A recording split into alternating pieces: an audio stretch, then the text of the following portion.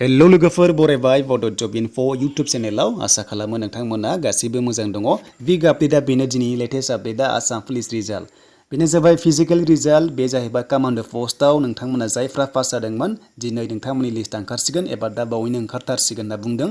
बेखौ बुंदों बिथां डिजिपिआ बेवहाय आपडेट खालामदों फेसबुक पेजनि गेजेरजों जे जायफ्रा फिजिकल पास जाना दङमोन कमांडोआव स' नोंथांमोना SLPRBआव लिस्ट ओंखारसिगोन आरो जायफ्रा सर्ट लिस्ट जादों नोंथांमोनाहाय साइकोमेट्रिक टेस्टखौ होनो मोनसिगोन।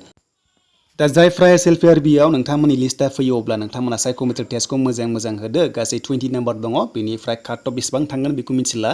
दा काट अफ थांगोन ना थाङा जों बेयाव नायोब्ला सर्ट लिस्ट होनाय लोगो काट अफ थायो आरो।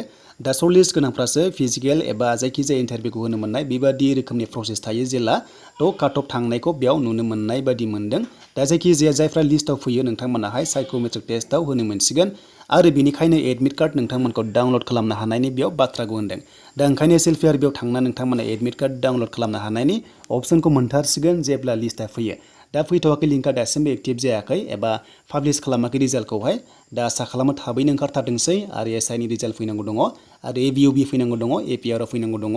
दा कमान्डोआ जाग्रोसिगोन। जोंहा दाखालि सावरायखादोंमोन जे माबा मोनसे 10 जुननि सिगां रिजाल्ट होगोन होननानै आं मोनसे बाथ्रा होदोंमोन अब्ला दा बावै नोंथांमोना 10 जुन जानाय लोगो रिजाल्टआ मोनथारसिगोन।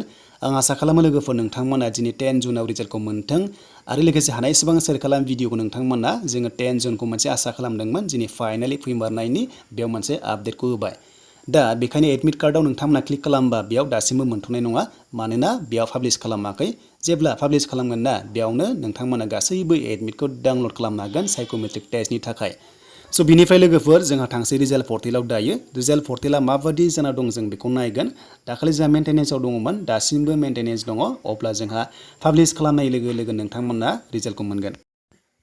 दा बेनिफ्राय काट अफ बेसेबां थांगोन दाथ' जों जेबो बुंनो हाला नाथाय बेयाव DGP बुंनाय बादिब्ला सर्ट लिस्ट खालामगोन जायफ्रानोखि सर्ट लिस्ट जायो एबा सिलेक्ट जायो नोंथांमोनासो साइको टेस्टखौ होनो मोनगोन आरो बे साइको टेस्टआव 20 नाम्बार दङ नालाय जाहाथे मोजां होयो नोंथांमोना जेबो गिनाङा नोंथांमोना फुल कनफिडेन्सआव होबानो जाबाय जाहाथे नोंथांमोना साख्रिखौ मोननो हायो आरो साइकोमेट्रिक टेस्टआव नोंथांमोननि रायलायनाय बडि लेंगुवेज नोंथांमोना जाहाथे मोजां डिसिप्लिनाव थाना होयो आं बेखौनो खावलायबाय आरो नोंथांमोननि साख्रिया जाहाथे कमान्डोआव जाना फैयो हौवाफोर हिन्जावफोर गासैबो फंबाय बिनानावमोननिफ्राय जाहाथे नोंथांमोना साख्रि मोनो लोगोसे आंनिफ्रायबो नोंथांमोननिसिम अल द बेस्ट थाबाय जाहाथे मोजां नोंथांमोना इन्टारभिउ होयो।